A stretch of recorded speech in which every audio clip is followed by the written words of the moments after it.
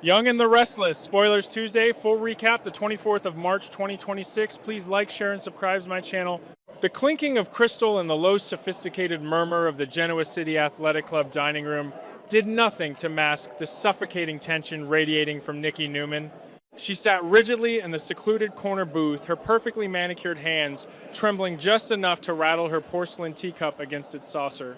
Across from her, Kane Ashby leaned forward, his handsome features drawn into a mask of polite but strained impatience. He had expected a conversation about local charity initiatives or perhaps a subtle inquiry into his recent business ventures. He was entirely unprepared for the devastating truth Nikki was about to unleash. Kane, you need to listen to me, and you need to keep your voice down. Nikki began, her voice barely a whisper, yet carrying the weight of a physical blow.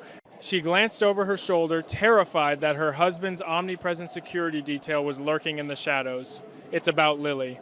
And it's about Victor. Kane's brow furrowed, his Australian accent sharpening as a protective instinct flared in his chest. Lily, what does Victor have to do with Lily Nikki if this is another one of his corporate games? It's not a game, Kane. It's a nightmare. Nikki interrupted, her eyes shining with unshed tears of guilt and terror. Victor orchestrated the kidnapping, the entire plot that has had the city on edge for weeks, and Lily is involved. He has her trapped in the middle of it. For a long, agonizing moment, the world around Kane seemed to stop spinning. The ambient noise of the restaurant faded into a dull, rushing roar in his ears. Shock, cold, and paralyzing washed over him quickly, followed by a white-hot, consuming fury involved. Kane hissed, his voice vibrating with a dangerous intensity. What do you mean involved? Are you telling me your husband forced the mother of my children into a federal crime? He cornered her, Kane. He used Chancellor Winter's logistics, manipulated the accounts, and threatened to expose secrets that would destroy her career and her family if she didn't facilitate the safe house transfers. Nikki confessed, the words spilling out in a desperate rush. I only found out last night. I couldn't carry it anymore. You have to understand, Victor believes he is in control, but he is playing with fire, and Lily is going to be the one who burns. Kane didn't wait to hear another word. He stood up so abruptly that his chair scraped violently against the hardwood floor, drawing the attention of nearby patrons. His fists were clenched at his sides, his knuckles stark white. Without a backward glance at the matriarch of the Newman family, Kane stormed out of the athletic club every step, fueled by a blinding rage and an unyielding determination to protect his family. 30 minutes later, the heavy, imposing mahogany doors of the Newman Enterprises CEO office flew open with a deafening crash. Victor Newman stood by the floor-to-ceiling windows, his hands clasped behind his back as he surveyed the Genoa City skyline, a king looking down upon his kingdom. He turned slowly, his expression a mask of cold, calculated annoyance as Kane bypassed the frantic protests of the executive assistant trailing behind him. That will be all, Victoria. Victor rumbled, dismissing the assistant with a subtle flick of his wrist. The doors clicked shut, leaving the two men alone in the cavernous, starkly lit office. You have a great deal of nerve barging into my office, Mr. Ashby. To what do I owe this unprecedented lack of manners? Cut the theatrical garbage. Victor Kane spat, closing the distance between them until he was standing mere feet from the Newman patriarch. I know everything. I know about the kidnapping. And I know you have Lily's hands tied in this sick, twisted scheme of yours.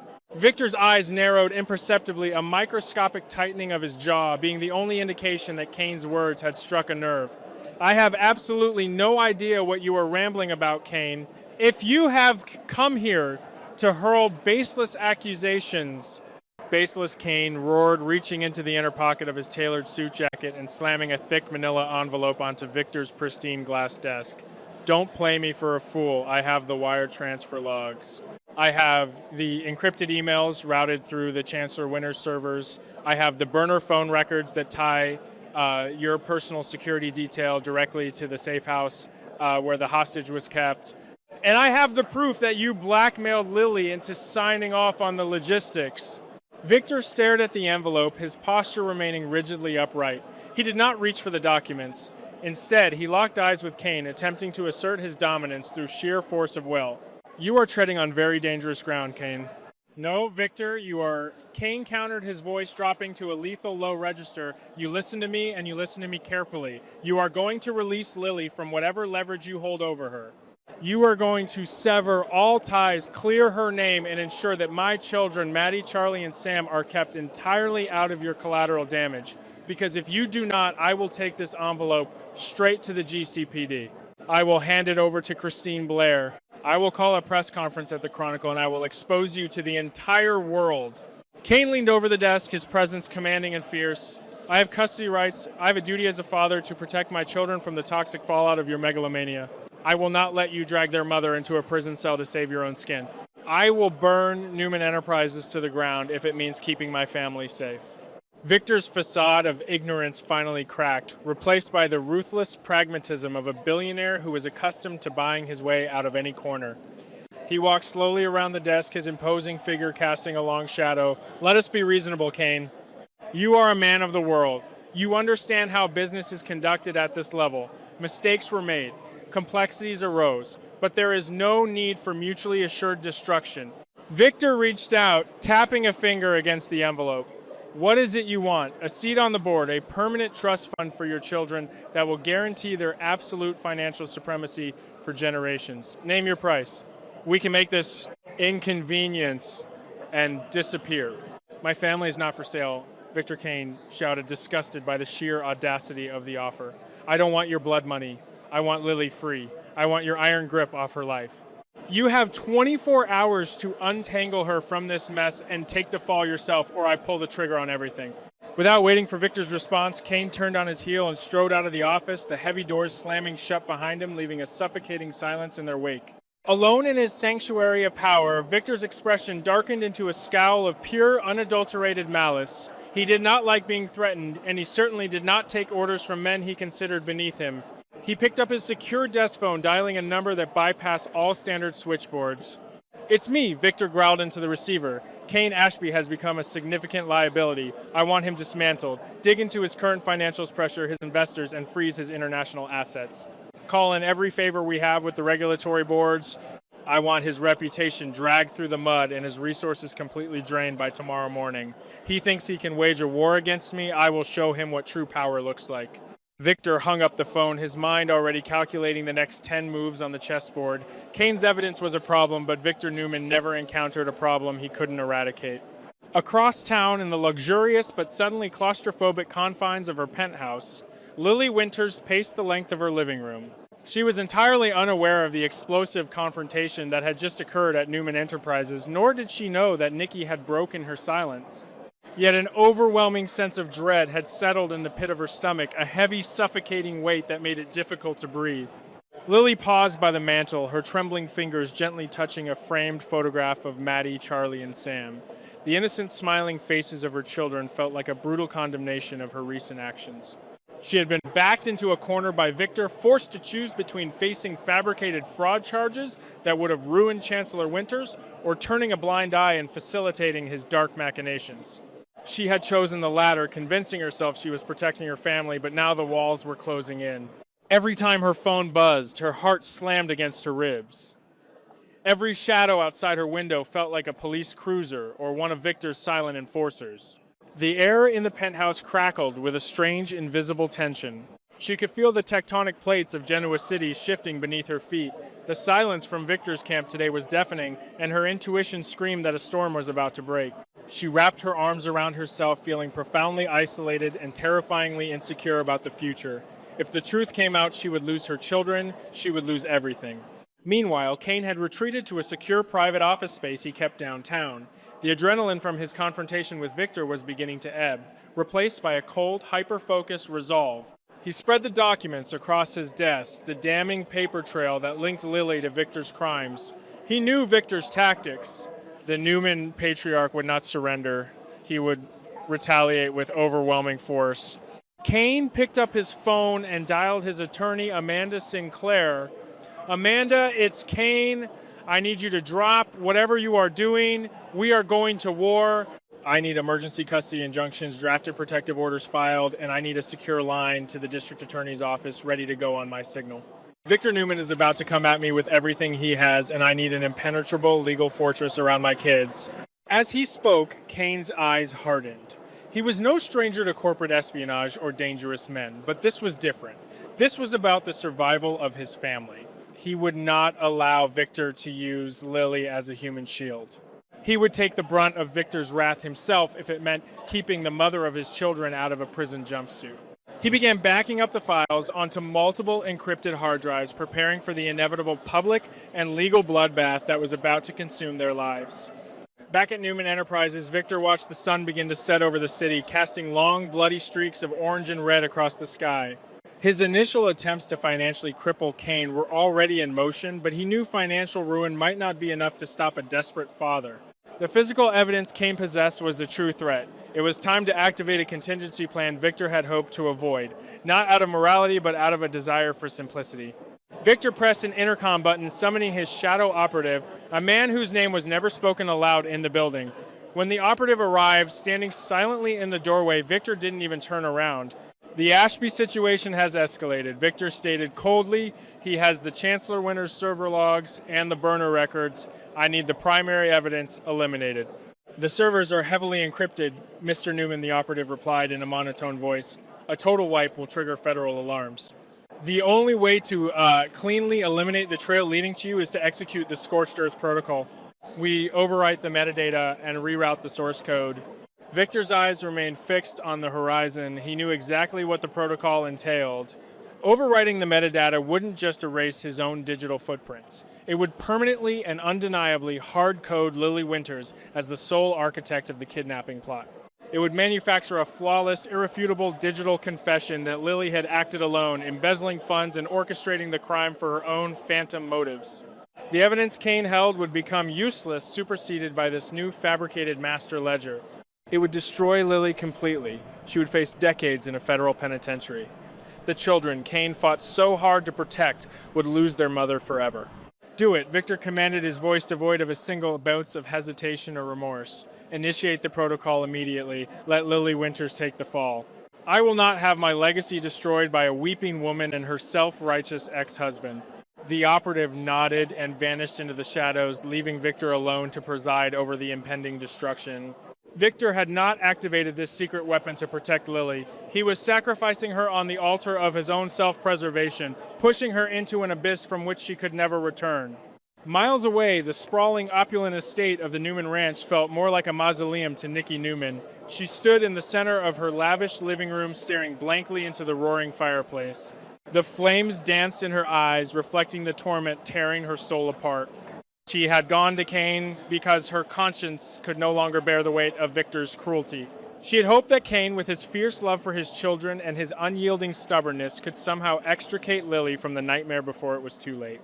But as the hours ticked by and the silence from the city grew heavier, a terrifying realization began to dawn on her. She knew her husband. She knew the darkness that resided in Victor's heart when he felt cornered. By confessing to Kane, she hadn't saved Lily. She had forced Victor's hand. She had taken a delicate, dangerous situation and dropped a match into the powder keg. Nikki wrapped her cashmere shawl tighter around her trembling shoulders, feeling a chill that the roaring fire could not dispel. She imagined the ruthless machinations Victor was undoubtedly setting into motion at this very moment. She pictured Lily innocent and terrified, about to be crushed by the unstoppable machinery of Newman Enterprises. A tear slipped down Nikki's cheek, catching the firelight as it fell. She had wanted to be the savior, the moral compass that finally pointed true north. Instead, she feared she had just signed Lily Winters' death warrant, and as she waited for the inevitable explosion that would shatter all their lives, Nikki Newman realized she was just as trapped in Victor's web as the rest of them. The war had begun, and the casualties were going to be devastating. The crystal chandeliers of the Genoa City Athletic Club ballroom cast a fractured prismatic glow over the city's elite, but for Noah Newman, the glittering spectacle was nothing more than a blur of meaningless noise. The clinking of crystal champagne flutes and the low melodic hum of a string quartet provided the quintessential backdrop for yet another high-profile society gala. Inside the grand ballroom, the city's most influential figures mingled under the cascading light. But for Noah, the opulence was suffocating. He stood near the edge of the room, swirling the amber liquid in his rocks glass, his dark eyes scanning the crowd with a profound sense of detachment. He had attended out of familial obligation, a dutiful Newman son showing his face. Then, the heavy oak doors at the entrance swung open, and the ambient temperature in the room seemed to drop. Audra Charles stepped over the threshold. She was a vision in a sweeping backless gown of midnight blue silk that clung to her curves like a second skin. Her dark hair cascaded over one shoulder and her lips were painted a bold, unapologetic crimson. As she navigated the room, exchanging polite, calculated smiles with the corporate titans, she so effortlessly manipulated her gaze suddenly snagged on his. Time for a fleeting moment suspended itself. The chatter of the ballroom faded into a dull, indistinguishable roar. Noah felt the air leave his lungs. It had been months of carefully orchestrated avoidance of polite nods in the boardrooms of Newman Enterprises, of pretending that the ghosts of their past weren't constantly screaming in the silence between them. But looking at her now, stripped of the corporate armor, he didn't see the ruthless executive who had taken Genoa City by storm. He saw the girl he had loved in London. He saw the woman who had held his heart and subsequently crushed it. Audra's breath hitched, the confident facade she wore like a second skin fractured just for a millisecond as she took in the sight of Noah. He looked ruggedly handsome in his tailored tuxedo, the brooding intensity in his eyes, an irresistible magnetic force. Without a word, as if pulled by an invisible tether woven from their shared history, they began to move toward each other, weaving through the sea of oblivious socialites. Noah, she murmured as they finally stood face to face, the space between them charged with an electric, almost dangerous energy. Audra. His voice was low, rough around the edges. You look incredible. And you look like you'd rather be anywhere else in the world, she countered, a faint knowing smile playing on her lips. Some things never change. Maybe he conceded. Walk with me. It's too loud in here. She nodded, allowing him to guide her away from the prying eyes of the Genoa City elite. They slipped through a set of French doors, stepping out onto the expansive, dimly lit terrace. The cool Wisconsin night air was a stark contrast to the stifling heat of the ballroom, offering a temporary reprieve. The city lights twinkled below them, casting long, shifting shadows across the stone floor. For a long time, neither of them spoke. The silence wasn't awkward. It was heavy-laden with unsaid words and buried regrets. Noah leaned against the stone balustrade, staring out at the skyline while Audra stood beside him, the midnight silk of her dress billowing slightly in the evening breeze. Do you ever think about London? Audra asked softly, the vulnerability in her tone so rare it made Noah turn his head. He let out a dry, humorless chuckle. I try my hardest not to. But yeah, Audra, I think about it. I think about the flattened Soho, the way the rain sounded, hitting the skylight, the nights we stayed up until dawn talking about everything and nothing. Audra stepped closer, the intoxicating familiar scent of her jasmine and bergamot perfume enveloping him. I think about it too, she confessed, her dark eyes shimmering with unshed emotion. I know how things ended, Noah. I know the pain we caused each other. The misunderstandings, the secrets, the baby. Her voice broke slightly on the last word, a testament to the tragedy that had ultimately shattered their relationship. But before all of that, we had something beautiful. Didn't we? Noah's jaw tightened as the memories flooded his mind. He remembered the fierce, consuming passion of their early days in the UK. They had been two creative souls lost in a foreign city, finding a home in each other. We did, he whispered, the anger he usually harbored toward her melting away under the intense scrutiny of her gaze. We were invincible until we weren't. I was so driven by ambition. Audra continued reaching out to trace the rim of her champagne flute. I thought I had to conquer the world to be worthy of you, to be worthy of the Newman name. I lost sight of what actually mattered. I lost sight of us. We both made mistakes, Audra. I was too wrapped up in my own head, too blind to see what you were going through. Noah admitted the walls he had built around his heart crumbling brick by brick. The raw honesty between them was a dangerous catalyst. It was stripping away the years of resentment, leaving only the bedrock of their profound, undeniable connection. I've spent so much time in this city trying to prove myself, Audra said, her gaze locking onto his, playing the game, manipulating the board. But standing here with you, it's the first time I've felt like I can just breathe. The physical distance between them had closed entirely. Noah could feel the radiant heat of her body, could see the slight tremble of her lower lip.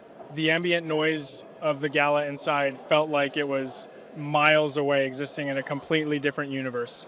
In this isolated pocket of the world, there was only Noah and Audra and the ghosts of the lovers they used to be. Audra. Noah breathed his hand coming up as if acting on its own accord. His fingertips gently brushed against her cheek, tucking a stray lock of dark hair behind her ear. Her skin was as soft as he remembered, burning beneath his touch. Audra leaned into his palm, her eyes fluttering shut for a fraction of a second. "Tell me to go, Noah," she whispered, her voice trembling with a mixture of fear and desperate longing. "Tell me to walk back inside and leave you alone." "If you tell me to, I will." But Noah couldn't form the words. The sheer force of his repressed feelings for her was a tidal wave, drowning his logic, his reservations, and his self-preservation. He didn't want her to go. He realized with a terrifying clarity that a part of him had never stopped waiting for her to come back. He didn't tell her to go. Instead, he closed the final fraction of an inch between them, his mouth crashing down onto hers. The kiss was sudden, explosive, and entirely consuming. It wasn't a tentative exploration, it was a collision of two souls desperate to reclaim what they had lost. Audra gasped into his mouth, her arms immediately wrapping around his neck, her fingers tangling in his dark hair. Noah pulled her flush against his chest, his hands gripping her waist as if he were afraid she might vanish into the night air. The kiss deepened, fueled by years of pent-up desire, unspoken apologies, and a love that had merely been dormant, waiting for the right spark to ignite it into a roaring inferno. It was a kiss that tasted of London rain and Genoa City bourbon, of heartbreak and redemption. In that singular, breathless moment, the rest of the world ceased to exist. But the world had not ceased to exist. It was still spinning, and it was about to shatter the reality of someone else entirely. Just a few yards away, stepping out from the secondary set of French doors, stood Sienna Bacall. Sienna had arrived at the athletic club late, having been delayed by a crisis at her nightclub back in Hollywood. She had taken the red-eye flight exhausted, but fueled by the anticipation of seeing Noah. Over the past few months, Sienna and Noah had been building something quiet, steady, and seemingly real. He had been her anchor in the chaotic storm of her life, a man who offered her a safe harbor away from the treacherous waters of her past. She had dressed meticulously tonight, wearing a sleek, tailored crimson gown that accentuated her fierce, independent spirit, ready to stand by his side. She had navigated the crowded ballroom, her eyes scanning the sea of faces for the familiar, comforting sight of him. When she had been pointed toward the terrace, Sienna had smiled, her heart fluttering with genuine affection. But as she stepped into the cool night air, the smile died on her lips. Sienna stopped dead in her tracks, her stilettos rooting her to the stone floor. The breath was violently punched from her lungs. Through the dimly lit shadows framed by the twinkling city lights, she saw them. Noah and Audra locked in an embrace, so passionate, so desperately intimate that it felt obscene to witness. A sickening, icy dread washed over Sienna, pooling in the pit of her stomach. Her heart, which just moments ago had been beating with hopeful anticipation, physically ached as it broke into 1,000 jagged pieces. She didn't gasp, she didn't cry out. She simply stood there paralyzed by the sheer magnitude of the betrayal playing out before her eyes. She knew about Audra Charles. Noah had been transparent about his past, about the woman in London who had left him scarred. He had assured Sienna that Audra was a closed chapter, a cautionary tale of toxic love that he had firmly left behind. But watching the way Noah held her, the way his hands gripped her waist, the way he kissed her as if she were the very oxygen he needed to survive, Sienna knew with a devastating, undeniable certainty that it had been a lie. Noah wasn't over Audra. He never had been. The realization hit Sienna like a physical blow. She saw the truth laid bare in the shadows of the terrace. She had only ever been a placeholder, a temporary distraction, a safe, uncomplicated refuge for a man whose heart was still hopelessly, irrevocably tethered to the woman who had broken it. The love she thought they were building was nothing more than a fragile illusion, a house of cards that had just been decimated by a single explosive kiss. Tears pricked the corners of Sienna's eyes, blurring the agonizing scene in front of her. But she refused to let them fall. She was Sienna Bacall. She had survived the cutthroat underworld of Los Angeles. She had built an empire from the ground up. She was a survivor, a warrior, and she would not be reduced to a weeping, discarded woman begging for the scraps of a man's divided heart. With a quiet, dignified grace, Sienna took a step back, melting into the shadows. She turned around and walked back through the French doors, her head held high, leaving the terrace and the shattered remnants of her romance behind her. She didn't stop to speak to anyone in the ballroom. She walked straight out of the athletic club, the heavy oak doors closing behind her with a definitive hollow thud.